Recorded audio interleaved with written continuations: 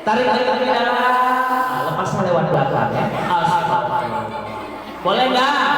Tidak dong. Boleh, karena itu tidak berakhlak. Kita bersyukur kepada Allah, hari ini Allah masih memberikan kita kesehatan ya. Allah masih memberikan kita kekuatan sehingga kita hari ini masih bisa berlari. Betul? Masih bisa berbicara. Masih bisa senyum. Betul kan?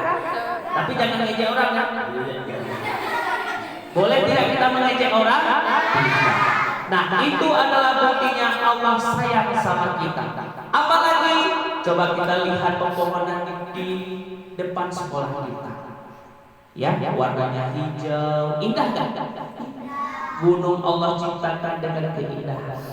Tapi kalau alam sudah marah sama kita, bisa membuat kita celaka atau tidak? Maka kita jaga alam kita. Kalau kita tidak menjaga alam kita, maka alam akan marah sama kita. Kita lihat lautannya indah, ombaknya bergelombang sangat indah.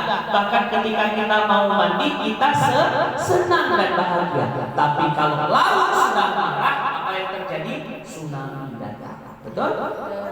Maka oleh karena itu, bukti syukur dan cinta kita kepada Allah, maka jagalah alam kita.